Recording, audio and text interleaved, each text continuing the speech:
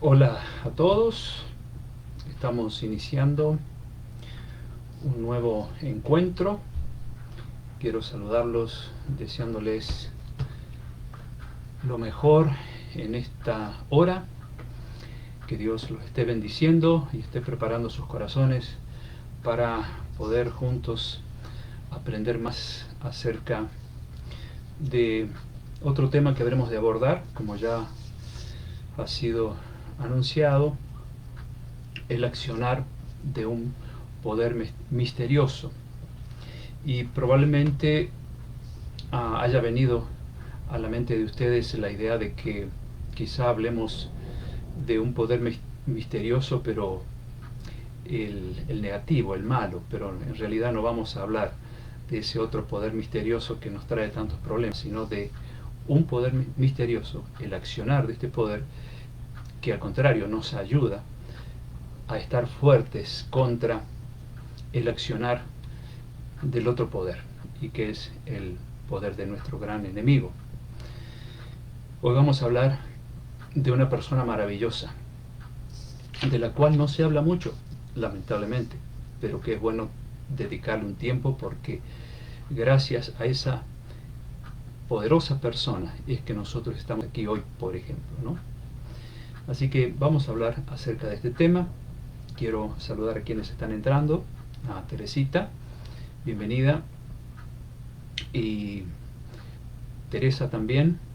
Verónica, un gusto de que estén aquí. Así que vamos a tener una oración para iniciar el estudio, como siempre lo hacemos, y podemos entonces comenzar enseguida. Vamos a orar. Querido Padre, te damos gracias por llegar a un fin de semana más. Gracias porque nos has cuidado, has estado a nuestro lado, has estado dándonos el sustento necesario.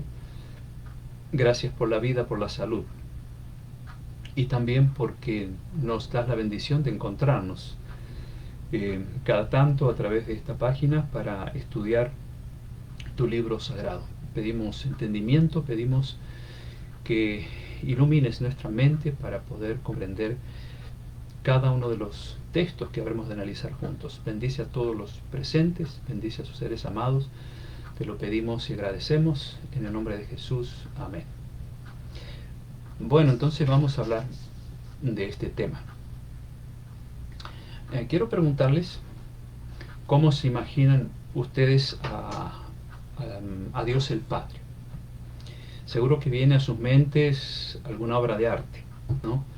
Como o como aquella obra de Miguel Ángel donde se ve a Dios el Padre allí en aquella enorme capilla, y con un rostro un tanto serio, ¿no? De barba blanca. O quizá recordarán otros cuadros que se han pintado acerca de Dios el Padre. Y hemos visto infinidad de imágenes también, más quizá que de Dios el Padre, de la persona de Jesús. Y hasta a veces viene a nuestra mente la imagen de algunos actores que lo han personificado. Sin embargo, nadie puede tener una idea de cómo realmente es Jesús o cómo es el Padre. En cierta ocasión, Jesús le dijo a un tal Felipe, eso está registrado en Juan 14:9, él le había dicho: muéstranos al Padre, y Jesús le dijo: el que me ha visto a mí ha visto al Padre, como diciendo, bueno, ¿para qué quieres ver el Padre si con verme a mí es suficiente, ¿no? Él es la imagen del Padre. O sea, conocemos bastante sobre el Padre y el Hijo, y nos hemos hecho siempre una imagen de cómo son por el hecho de que se los ha pintado de diferentes maneras, pero poco sabemos acerca de cómo es la tercera persona de la divinidad, es decir, el Espíritu Santo, y de él vamos a hablar en esta ocasión. Claro, cuando se nos habla del Espíritu Santo, la primera imagen quizá que viene a nuestra mente es la de una paloma o de una llama de fuego, porque así se lo simboliza en la Biblia. Cuando Jesús fue bautizado, descendió el Espíritu Santo sobre él en forma de paloma. No es que el Espíritu Santo sea una paloma, pero era una señal de que el Espíritu Santo estaba allí cayendo sobre Jesús. Así que, pero él como persona, pues no recuerdo que nadie lo haya retratado o pintado, porque no hay registro de cómo es como persona, pero sí las cualidades que tiene como persona. El Espíritu Santo enseña, el Espíritu Santo recuerda, se entristece, el Espíritu Santo habla, el Espíritu Santo ama. Bueno, todas esas cualidades que tiene Jesús y que tiene el Padre son las mismas que tiene el Espíritu Santo, y se lo define en la Biblia como una persona, no como una cosa, ¿no es cierto?, sino como una persona. Así que vamos a ver algunos aspectos que tenemos en la Biblia respecto del Espíritu Santo, esta persona maravillosa. Bueno, quiero saludar a Wilmer, a Gustavo, Ana, Nancy, Elizabeth, bienvenidos todos. Y veremos entonces algunos textos. ¿Dónde aparece por primera vez la persona del Espíritu Santo en la Biblia?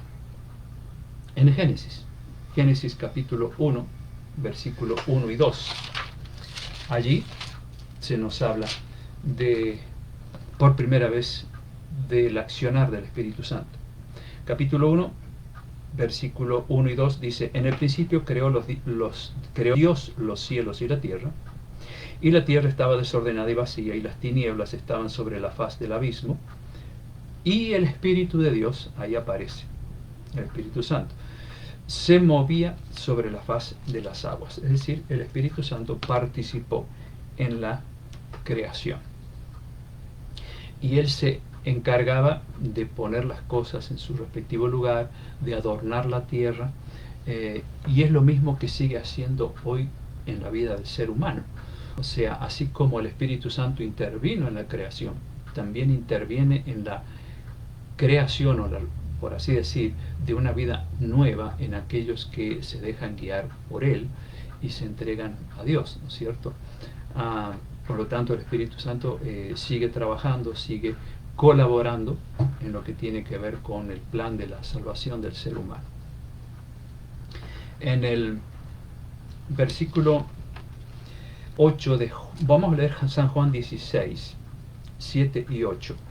Allí Jesús, antes de partir al cielo, les dice a los discípulos: es mejor para ustedes que yo me vaya, porque si me voy, el Consolador, al Espíritu Santo se le llama así también en la Biblia, el Consolador, no vendrá para estar con ustedes, pero si me voy, yo lo enviaré. O sea, los discípulos habían estado varios años con Jesús, ahora llegó el momento de su partida, después de su resurrección.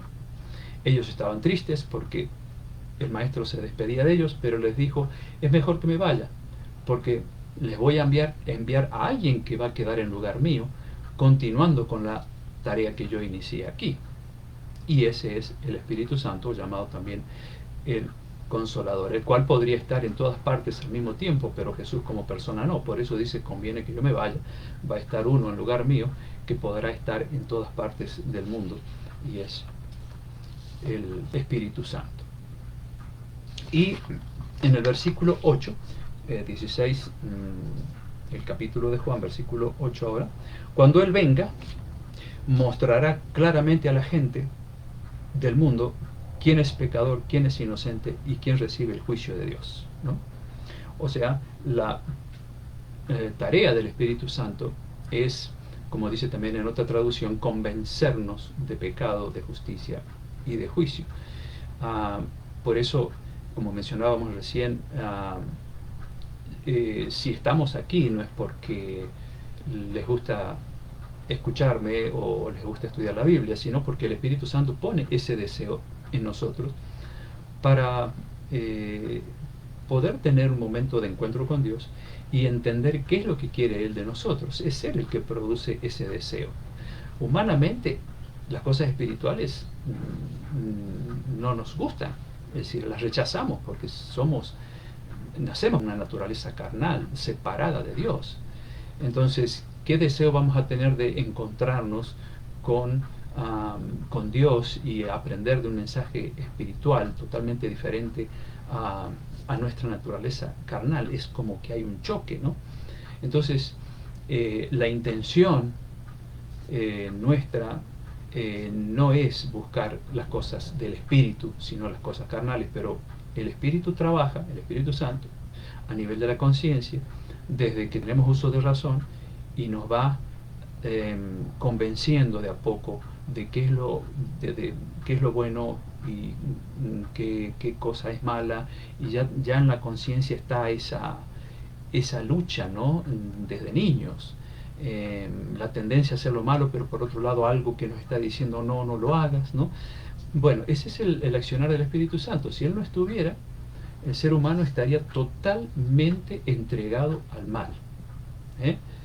Tengan bien presente eso. No tendríamos ni siquiera una gota de intención de ser buenos para nada. Todo lo bueno que hay en el corazón humano se lo debemos a la obra del Espíritu Santo. Aún en aquellos que son personas crueles, todavía hay en ellos algo de bueno, gracias a la intervención de esta persona de la divinidad. Así que, ¿cuánto le debemos al Espíritu Santo?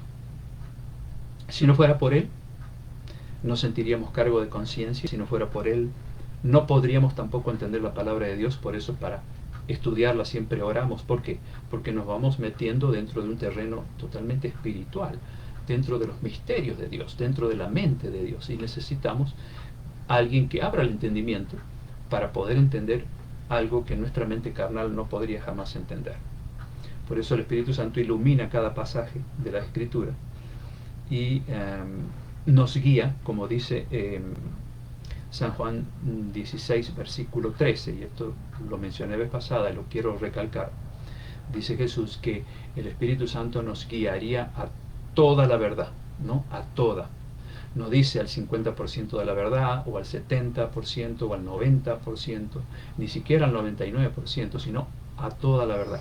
Es decir, si una persona es sincera y está buscando la verdad de Dios, entre medio de tanta confusión religiosa que hay en el mundo, la promesa de Jesús está allí, de que esa persona va a conocer toda la verdad.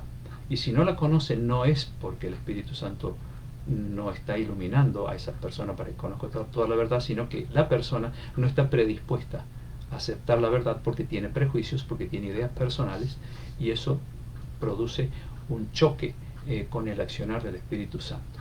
Ya vamos a llegar luego a lo que se llama el pecado contra el Espíritu Santo, y algo tiene que ver con lo que les mencioné. Bueno, la conversión de una persona, el cambio de vida de una persona, ¿por qué se da? ¿Porque le lavaron el cerebro? No, ningún ser humano tiene capacidad de lavarle el cerebro a nadie, excepto con ideas personales. Y generalmente cuando lo hacen para mal, no para bien.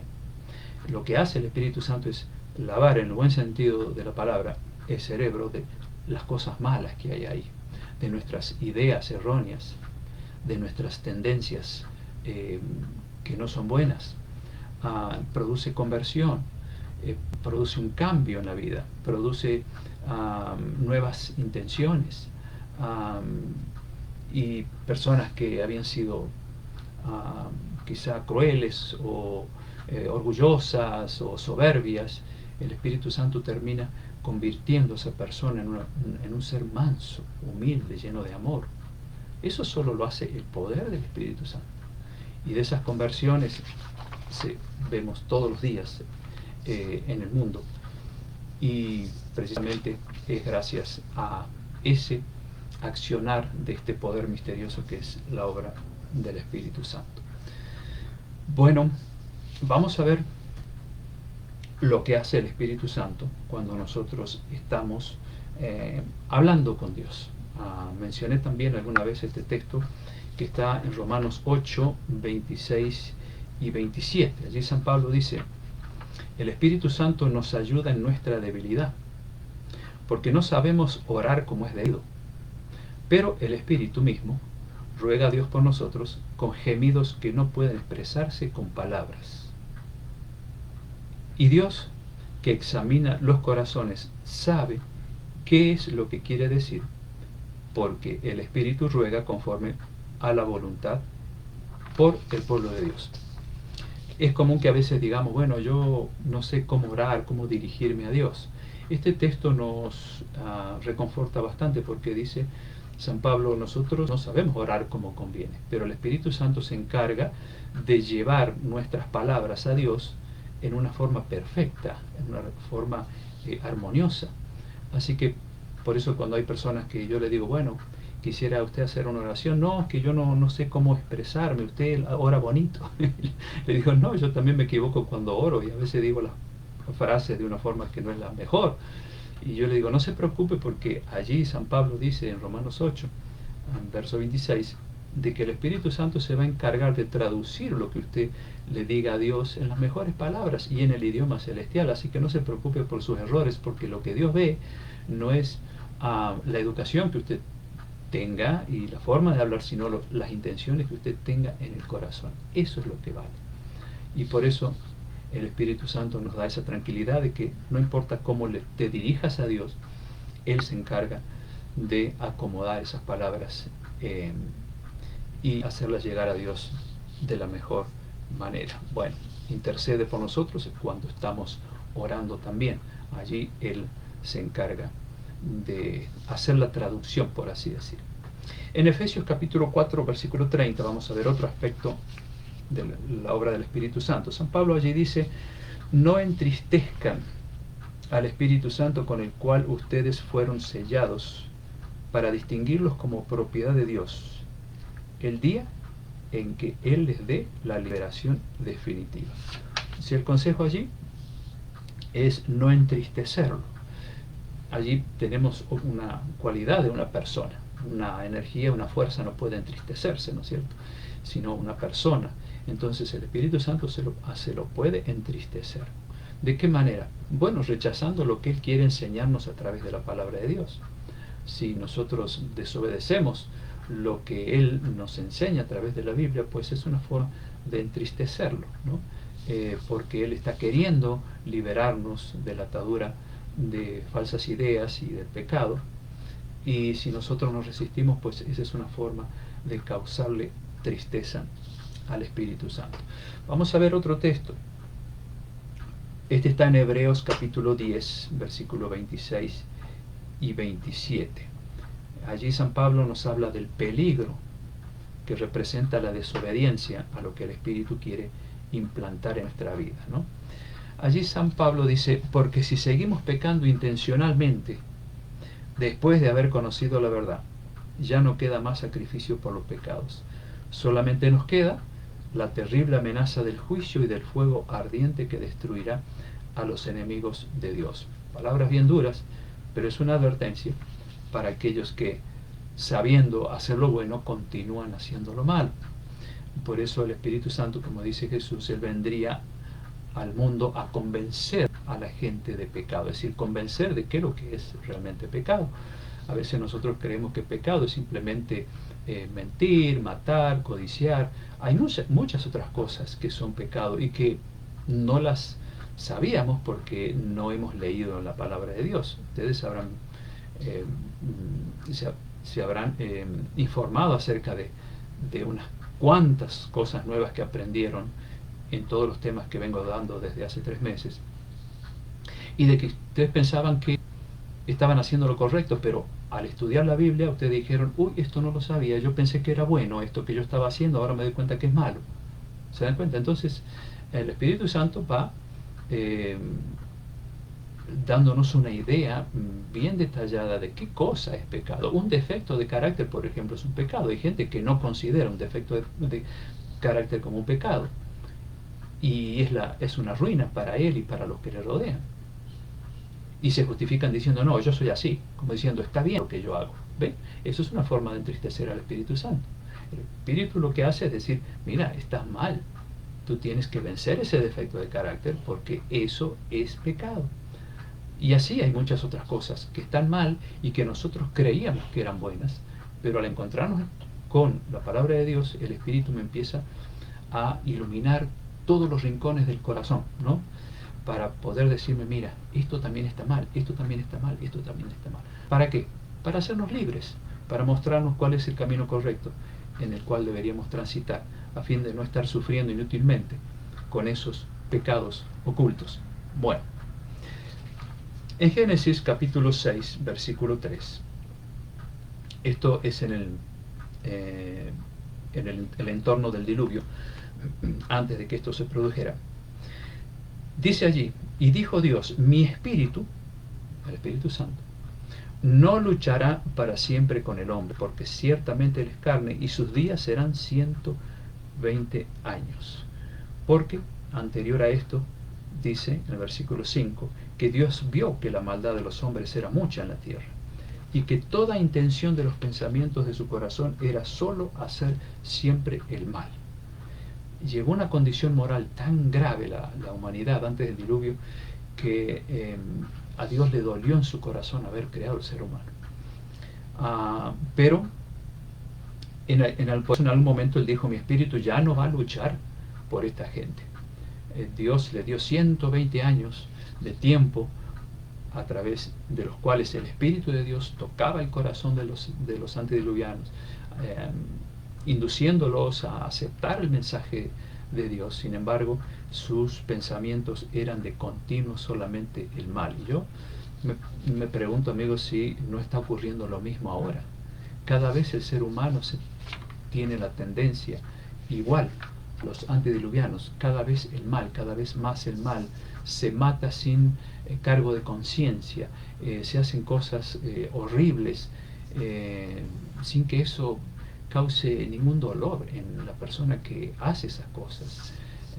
Algo que no ocurría no hace mucho tiempo atrás. O sea, el mal ha ido acrecentándose de una manera alarmante en las últimas décadas, y está escrito que así iba a ser. Ya lo hemos visto. Jesús dijo, así como en los días de Noé, así va a ser los días previos a su venida. Entonces, no podemos sorprendernos de que el ser humano cada vez esté con sus pensamientos más inclinados al mal que al bien.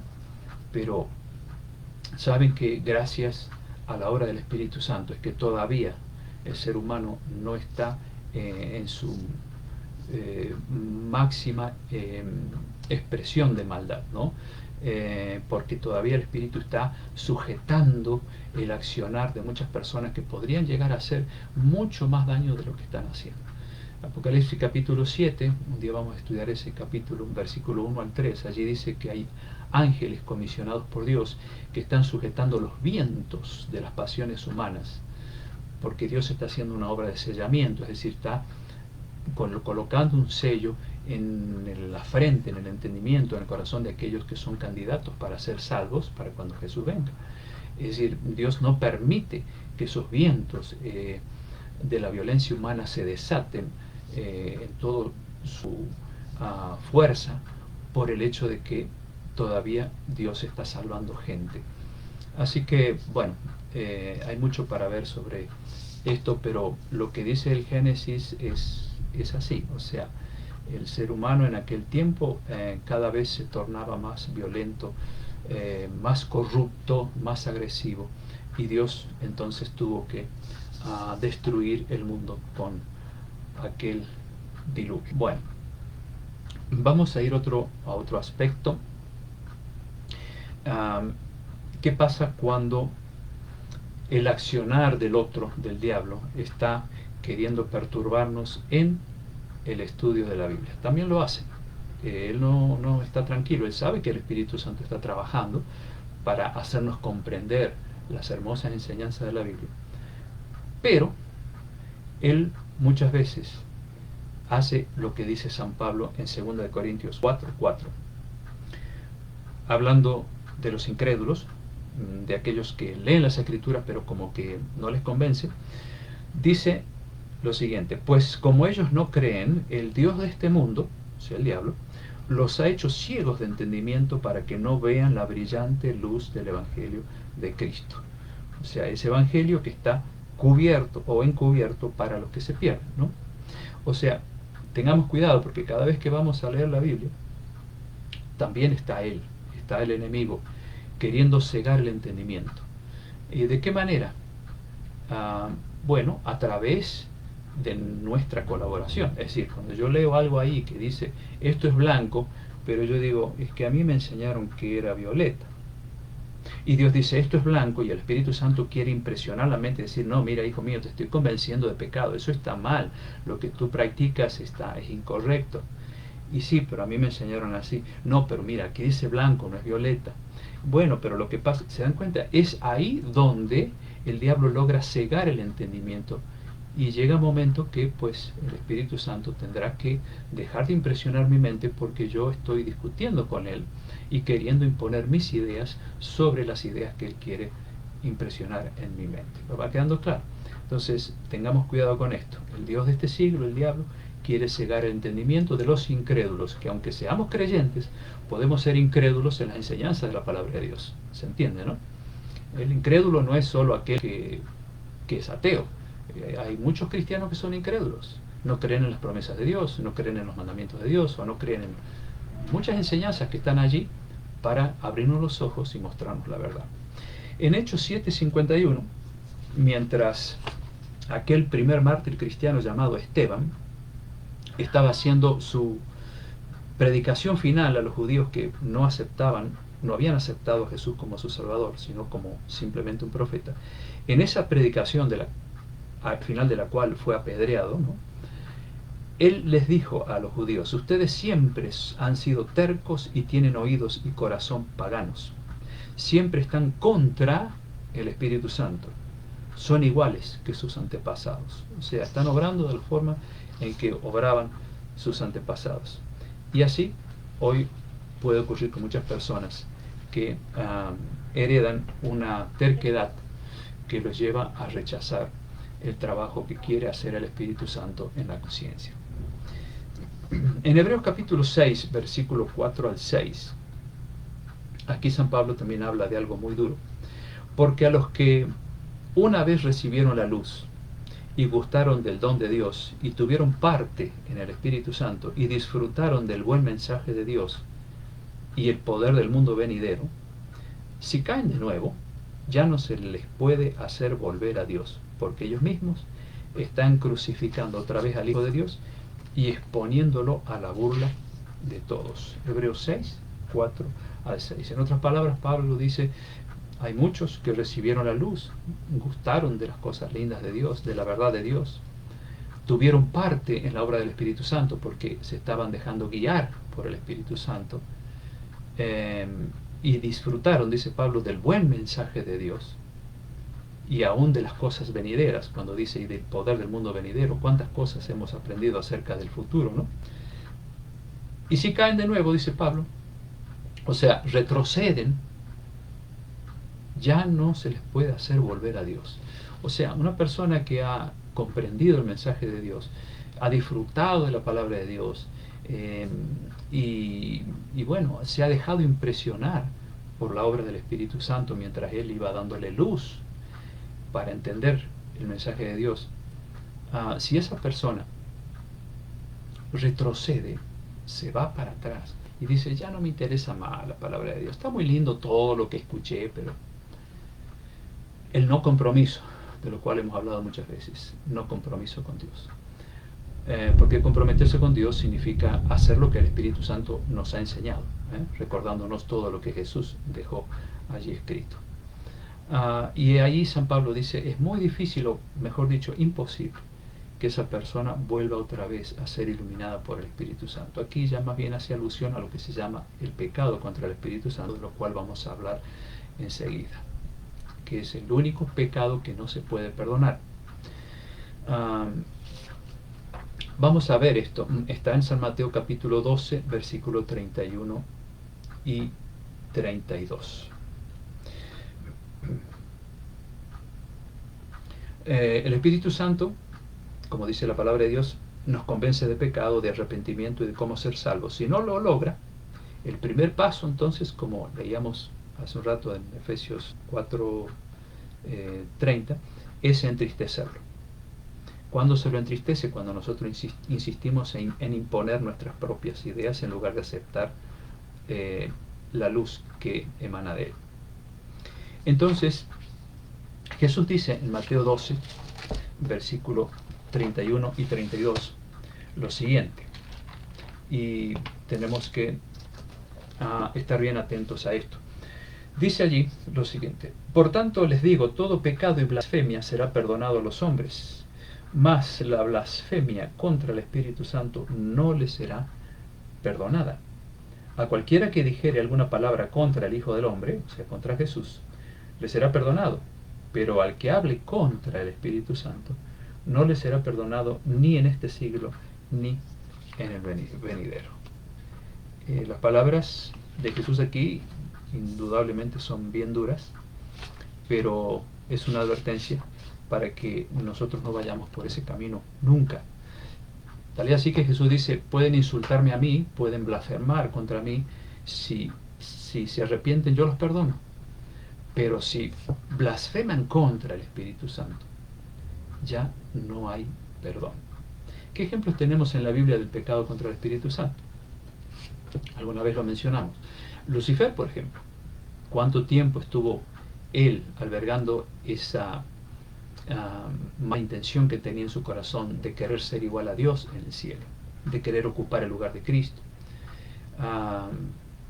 Y cuántas veces Dios lo llamó al arrepentimiento, que cambiara su manera de pensar, su manera de ver las cosas, y sin embargo Lucifer se resistía a la obra del Espíritu de Dios.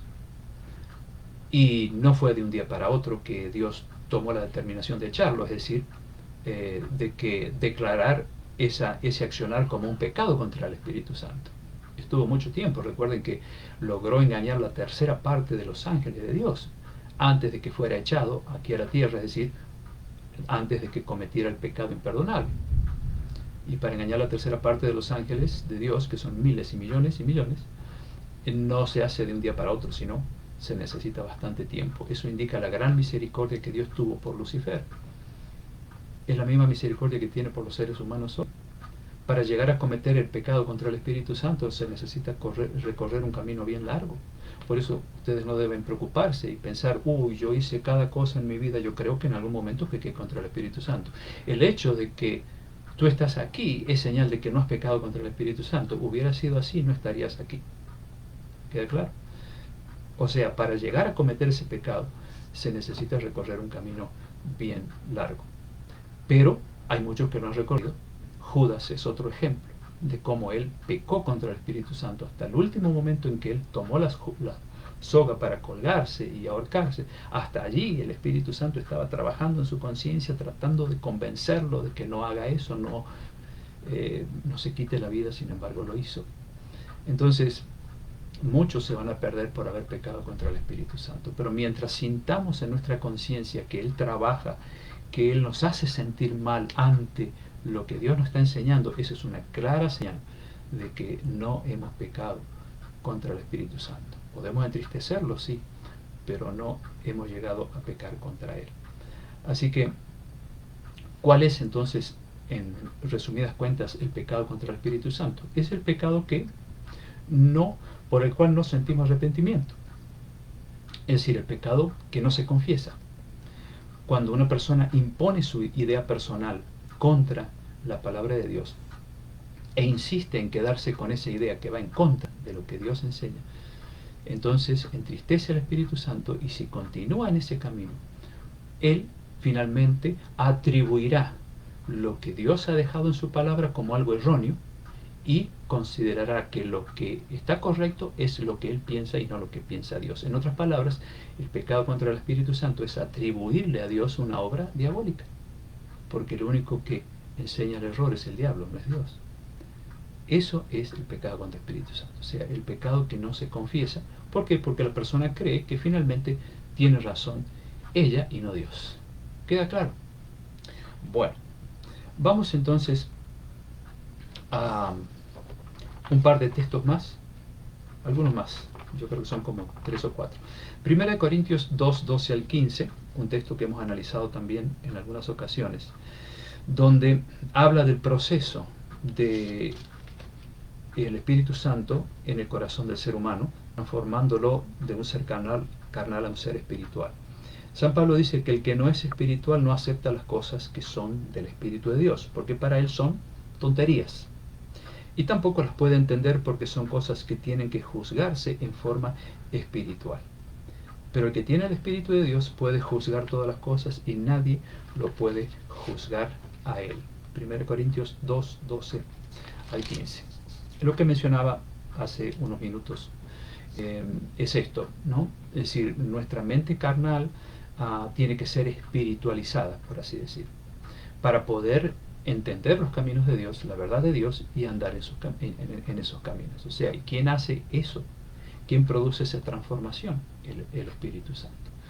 Por eso, para el que no es guiado por el Espíritu Santo, para él las enseñanzas de Dios pueden llegar a ser tonterías, pueden ser locura, como dice en otra traducción. Pero aquello que antes parecía tontería o locura, para la persona que se entrega a la obra del Espíritu Santo, llega a ser una verdad maravillosa y la disfruta. ¿Por qué? Porque ahora su mente carnal se ha ido tornando en una mente espiritual. La revelación de Dios llegó a su mente y él la puede entender en ese proceso que lleva cierto tiempo, pero que termina en transformar esa mente en una mente espiritual. Bueno, Juan 14, 17, Jesús dice allí que los que son del mundo, de los malos caminos del mundo, no lo pueden recibir al Espíritu Santo, porque no lo ven ni lo conocen. Pero ustedes, refiriéndose a los creyentes, lo conocen porque Él permanece en ustedes y estará con ustedes. Entonces, ¿qué pasa con las personas que no lo conocen? Deben ser invitadas a que conozcan la persona maravillosa del Espíritu Santo y lo que Él puede hacer en la vida de ellos. Perdón. En Isaías 30, 21, allí dice: y si te desvías a la derecha o a la izquierda, oirás una voz detrás de ti. Y aquí tenemos la vocecita de la conciencia, ¿no? Oirás una voz detrás de ti que te dirá: por aquí es el camino, vayan por aquí. Así que esa vocecita de la conciencia siempre va a estar allí. Y más a medida que vamos conociendo la palabra de Dios, esa vocecita siempre nos va a recordar. Recuerda esto, no vayas por acá, vete por allá, no hagas esto, haz esto otro. Con la única finalidad de hacer de nosotros personas felices, libres y que vivamos en paz. Apocalipsis 22, 17, antes de que se terminara este último libro de la Biblia, dice allí San Juan: el Espíritu Santo y la esposa del Cordero, o sea, la iglesia, como símbolo aparece la palabra esposa, dicen ven, y el que escucha diga ven, y el que tenga sed y quiera, venga y tome del agua de la vida gratuitamente. Aquí hay una invitación que hace el Espíritu Santo a través de la iglesia o la esposa de Cristo o del Cordero, y el que están diciendo ellos, vengan. Y el que escucha la palabra de Dios le está diciendo a otros, vengan por donde yo vine, porque esto está lindo, esto está hermoso, ¿no? Y es lo que muchos de ustedes hacen al compartir estos mensajes con sus contactos. Están haciendo eso, precisamente. Escuchan lo que el Espíritu Santo les está enseñando a través de la palabra de Dios e invitan a otros para que también vengan y escuchen. Y el que tenga sed y quiera, venga y tome del agua gratuitamente. ¿Quién es el agua de vida? Cristo, en forma gratuita. Podemos tomar de esa agua que salta para vida eterna, como dijo Jesús, ¿no? En Lucas 11, 13, aquí hay algo interesante, con lo cual vamos a ir llegando a la última parte. Jesús le dijo a sus discípulos: si ustedes, que son malos, saben dar cosas buenas a sus hijos, ¿cuánto más el Padre Celestial dará el Espíritu Santo a quienes se lo pidan? No sé si sabían ustedes que se puede pedir al Espíritu Santo en una oración. Claro que sí. Hay oraciones hechas al Espíritu Santo, yo he leído esas oraciones. Pero aquí Jesús dice, podemos nosotros pedirle a Dios que envíe el Espíritu Santo a nuestras vidas. Ahí dice que debemos hacerlo. Así que debemos acostumbrarnos a nuestras oraciones a decirle: Señor, envía tu Santo Espíritu. ¿Para qué? Para que me enseñe la palabra, para que me dé luz, para que me guíe, para que me haga sabio, para que me libere de las cadenas en las cuales estaba atado por la ignorancia, por Satanás y sus tentaciones, que me libere de los vicios, para que me ayude a guardar los mandamientos de Dios, para que abra mis ojos y me ayude a entender aquellas cosas que no podemos entender. Por eso al Espíritu Santo en el Apocalipsis se le dice el colirio, ¿no? Jesús le dice a los cristianos allí, el mensaje a la Odisea, en el capítulo 3 de Apocalipsis, dice: unge tus ojos con colirio para que veas. ¿Cuál es el colirio? ¿A quién se le llama el colirio espiritual? Al Espíritu Santo. Así como se usa el colirio para ciertas enfermedades de los ojos, ¿no? Para que se curen y podamos ver bien, así el Espíritu Santo obra en nuestra visión espiritual. Nos abre los ojos del entendimiento y podemos comprender aún aquellas cosas ocultas que tú no conoces, como dice Dios allí en Jeremías 33:3. ¿Se acuerdan el número de teléfono de Dios? Clama a mí, yo te responderé y te enseñaré cosas grandes y ocultas que tú no conoces. ¿Y quién va a enseñar esas cosas ocultas que no conocemos? El Espíritu Santo. O sea, el colirio que abre nuestros ojos. Así que es importante que pidamos el Espíritu Santo. Alguien me preguntó alguna vez: ¿y podemos nosotros orar al Espíritu Santo? ¿Por qué no? No hay una indicación en la Biblia sobre eso. Pero desde el momento que Él es una persona divina, como lo es Jesús y como lo es el Padre, podemos dirigirnos a Él, hablarle al Espíritu Santo. No hay ningún problema. Hablarle como si le habláramos a Dios el Padre o al Hijo, ¿sí? Vamos a terminar con un par de ejemplos de dos personas que fueron tocadas por el Espíritu Santo gracias a la predicación de el famoso San Pablo, ¿no? Aquel héroe de Dios. Hechos capítulo 24, versículo 25. Fíjense lo que puede pasar en el corazón humano cuando se escucha el mensaje de Dios. Y aquí se habla de un gobernador llamado Félix, ante el cual Pablo estaba compareciendo. Había sido apresado por causa de la predicación del Evangelio, y estaba ante este gobernador llamado Félix, un gobernador pagano, no cristiano. Y Pablo aprovechó la oportunidad, cuando se encontró con él cara a cara, de predicarle el Evangelio. Y dice en el 25, Hechos 24-25, pero al disertar Pablo acerca de la justicia, del dominio propio y del juicio venidero, de lo cual hablamos ya en algún estudio anterior, Félix, este gobernador, dice, se espantó y dijo, y presten atención a esto: ahora vete, pero cuando tenga oportunidad te llamaré. Nunca más aquel gobernador pagano, impresionado por la palabra de Dios y por lo que el Espíritu Santo estaba queriendo meter en su corazón, nunca más Félix llamó a Pablo para decir: hey, me gustaría que me des otro estudio bíblico. Dice: ahora vete, cuando tenga oportunidad te voy a escuchar otra vez, te voy a llamar. Félix pereció sin que el Espíritu Santo pudiera transformar su corazón. Triste. ¿Cuántos cristianos, creyentes o no creyentes, hoy dicen lo mismo? Qué lindo esto que están enseñando. Bueno, cuando tengo oportunidad voy a escuchar. Cuando decimos así, rara la vez que volvemos a tener la buena intención de ponernos a escuchar la palabra de Dios, porque ya de por sí estamos mostrando un desinterés. Cuando tenga oportunidad, está lindo eso, pero me decía una vez un hombre, me acuerdo, en un curso que di sobre profecías en Uruguay, venía todas las noches a escuchar las profecías del Apocalipsis. Lo veía muy interesado al hombre, muy atento a todas las hermosas enseñanzas que tienen las profecías del Apocalipsis. Y cada vez que me saludaba a la salida me decía: muy lindo, dice, lo que usted enseña, qué bonito, qué hermoso. Yo le dije: me alegro, espero que siga viniendo, sí, yo mañana no falto.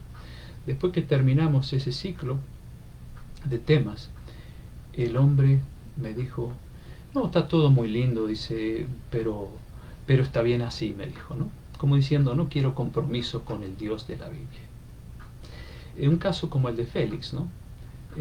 Cuando tenga oportunidad, pues te llamaré, por ahora está todo bien. Y es triste porque no me están rechazando a mí, están rechazando al Dios de la palabra de Dios, de su palabra, al Dios de la palabra, y están rechazando la obra del Espíritu Santo que estaba queriendo convencer a aquel hombre, como también al rey Agripa, a Félix. Ahora vamos a ver el de Agripa, ¿no? En el caso de Agripa, que lo mencioné en vez pasada también, ocurre algo similar. Este era un rey, está en el capítulo 25, versículo 28, también de Hechos, ahí un poco más adelante. Y ahí dice, después que Pablo le predicó el Evangelio, después que el Espíritu Santo estuvo trabajando en el corazón de este rey, pagano también, como Félix, y quedó impactado por el mensaje que le predicó Pablo. Y él le dijo una frase diferente a la que dijo Félix. Agripa dijo: por poco me persuades a ser cristiano. Faltó un poquito así y yo me hago cristiano. Otra frase también, muy triste, ¿no? Casi me hago cristiano por lo que yo acabo de escuchar.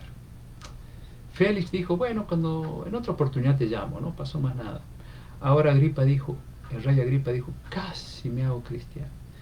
Y ese casi y ese después son frases muy peligrosas, amigos.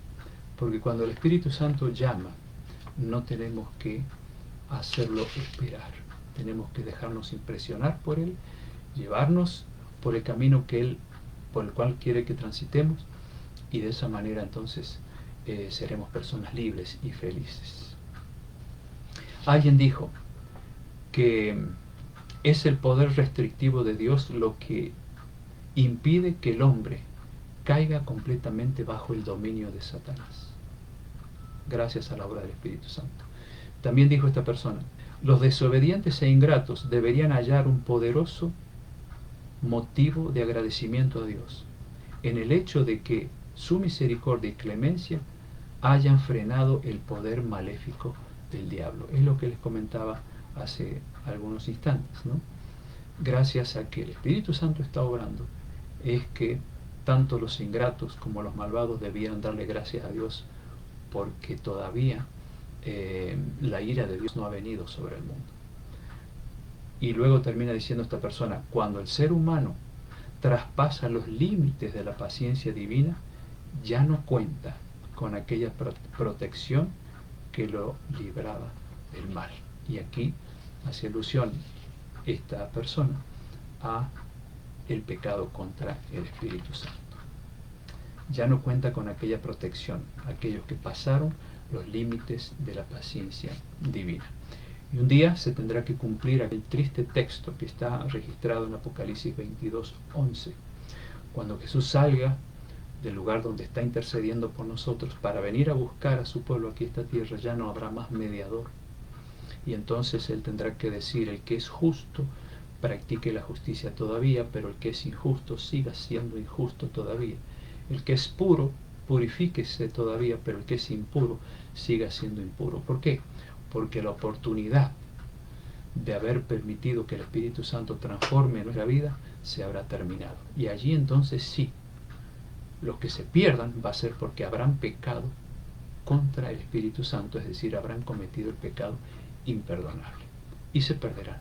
No así aquellos que están siendo guiados por el Espíritu de Dios y son humildes ante las enseñanzas de Él y se dejan impresionar por esta obra misteriosa y maravillosa de esta tercera persona de la divinidad que se llama el Espíritu Santo. Que ustedes y yo estemos en ese grupo, ¿sí? Y si estamos aquí, estamos en ese grupo, pero cuando Jesús venga, esperemos que ninguno de nosotros nos hayamos apartado de Dios, que sigamos siendo guiados por su Espíritu hasta el momento que Jesús nos lleve por fin a la patria celestial. Por algo, en Hebreos capítulo 3, allí se hace un llamado y dice: si oyes hoy la voz de Dios, no endurezcas el corazón, dice Pablo, ¿no? No endurezcas el corazón. Sé humilde, acepta lo que el mensaje está queriendo hacer en tu vida, el mensaje de Dios.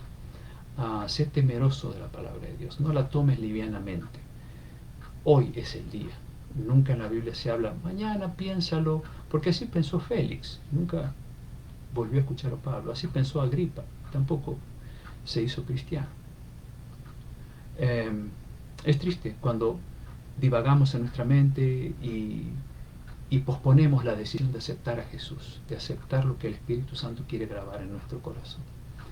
Hoy, porque mañana puede ser demasiado tarde. Ojalá que esa sea la decisión de ustedes y la mía, de poder decirle a Dios, guíame a través de tu Espíritu Santo, muéstrame el camino, que yo estoy dispuesto a transitarlo con tu ayuda y tu poder hasta el día en que Jesús regrese. Que esa sea la experiencia de ustedes y la mía. Bueno, quiero decirles que para el martes próximo voy a tener un invitado especial.